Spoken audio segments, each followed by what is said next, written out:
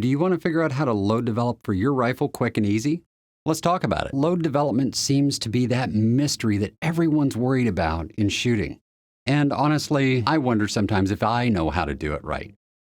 But we're going to throw that aside for a moment and have a discussion about what load development is and is not. Let me start with a basic premise. Load development is not finding the best load. As a matter of fact, it's the exact opposite of finding the best load. In my opinion, load development is an iterative process for eliminating the load combinations that don't meet our performance requirements. And that's a really hard pill to swallow for some people. I get the question all the time. I have 7 bullets, 5 powders, and 3 primers. How do I sort through all of that and find the very best load in the least number of rounds? And my answer to that question is always the same. Why the hell would you want to do that? The likelihood of finding the very best load out of all that stuff within the effective service life of the barrel is about equivalent to the probability of getting struck by lightning while carrying the winning lottery ticket in your pocket and playing lawn darts with Sasquatch. I mean, you might as well go unicorn hunting. Back to load development. So if load development is an iterative process, which means we're going to do a lot of different tests over time to eliminate the load combinations that don't meet our performance requirements, the first thing we have to do before we start anything else is define our performance requirements. This is going to be one of those things that if you haven't been in systems engineering, you might not know already.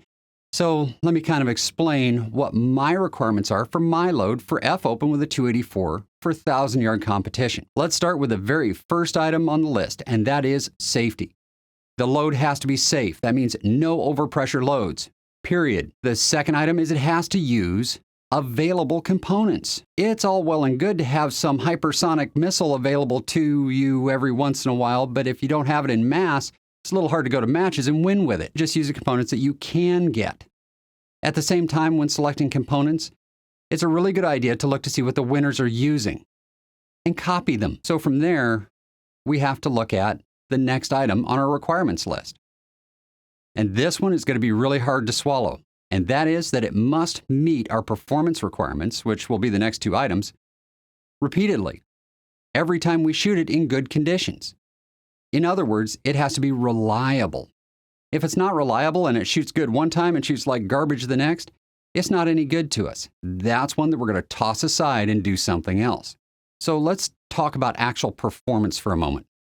For me, the minimum wind bucking capability that I need in order to be successful and competitive is no more than 60 inches of wind drift at 1,000 yards under a certain set of conditions. And those conditions are sea level, standard day with 50% humidity. That's a lot of words, and I went through it really fast, so let me just put it this way. That is a zero density altitude with 50% humidity. Pointed, I can get that approximate performance at 2,750 feet a second. Unpointed, I have to go a little faster to get that. From there, we have one more performance requirement, and that is grouping capability. Unfortunately, I can't do tuning and testing at 1,000 yards. There isn't an available range around here that is actually calm enough that I could ever tell what the rifle is doing. So I have to do it at 600 yards. And I do that at Cascade Shooting Facilities in Ravensdale, Washington. So I use a standard at 600 yards to define my minimum performance for 1,000 yards. What's that performance standard? It's 2 inches for 10 shots. It has to put 10 shots in 2 inches every time I try it under no mirage and light or steady wind conditions. The way I do load development can span quite a gamut of ways to do things. I can do it at 100 yards if the mirage is really bad and I can't shoot at 600. I don't like doing it at 100 yards. I don't feel like I get quite as good of a tune analysis as I do at 600. So let's talk about my favorite way to do it, and then we can always expand back to 100 yards if we need to. At 600 yards, I shoot ladders. It's a really simple process. We start with our low charge and work up to our high charge. But before we do that, we have to figure out what our low and high charges are. Yes, we could go from starting charge to max load several times and waste a bunch of ammo doing it, but that really isn't very efficient or effective. The first thing we have to do is our pressure testing to determine where max is. Well, we start at a starting load and we work up until we get pressure signs.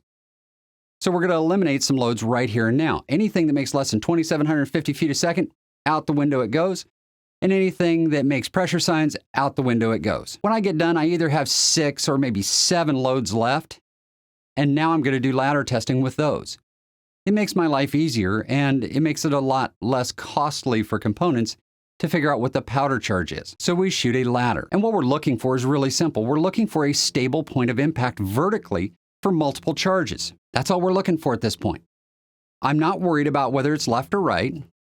I'm not worried about velocity spreads. I'm not worried about any of that stuff. I am looking for stable points of impact. And when you look at these three right here, you say, aha, that's what we're looking for. Exactly. And remember how many shots I said it took to be statistically significant? Was it 3? No, of course not. It's not 3 shots, and 3 shots are not statistically significant.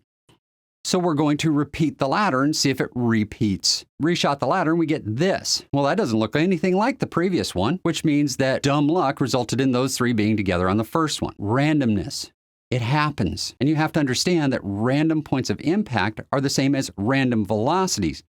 Anything that has a distribution to it is going to occasionally, out of pure luck, land together. So I do the ladder a total of 5 times. Now, after 5 times through, I have a pattern that looks a little more like something that I could accept as suggestive. It's not statistically significant yet because we're only 5 shots per powder charge. And we're not assessing based on velocity. I don't care what the velocities look like at this point. I can fix the ES later. What I'm looking for is that stable point of impact. And in this case, 5, 6, 7, 2, 3, 4, 10. That's right, 8 and 9 are the only ones that tend to land together. Now, this test was shot over a 2.5-hour period.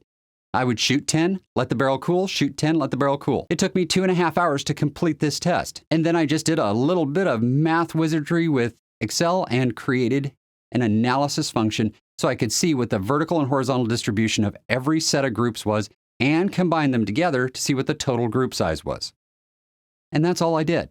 I looked for the small one, especially in the vertical. Well, 8 and 9 were the closest together. So what did I do with the powder charge? I went right in the middle between them because I don't want to get into 10. That's stepping up. You see how it moves up most of the time? And I didn't want to get into 7 because it has these low dropouts in it. Somewhere between 8 and 9 is the right spot to be. So these were only 2/10 apart. I went halfway in between, and there we are. Now, if I don't have 600 yards available, I'd go to 100 yards. And instead of doing the 600-yard ladder where I just shoot all of them into the target and watch them go up the side of the target, instead, at 100 yards, I shoot at a horizontal line with individual hash marks so I can tell which group is which. And we're going to shoot sample sizes in either one. It really doesn't matter if we're shooting at 600 yards or shooting at 100 yards. We need more than 1 shot per charge. Otherwise, we aren't going to get really good data. We just never know when stuff's going to step out of a group that's big in nature.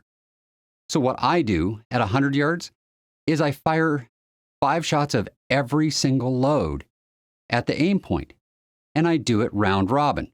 Low to high, low to high, low to high. You get the idea. And then I look at where the center of each and every group is.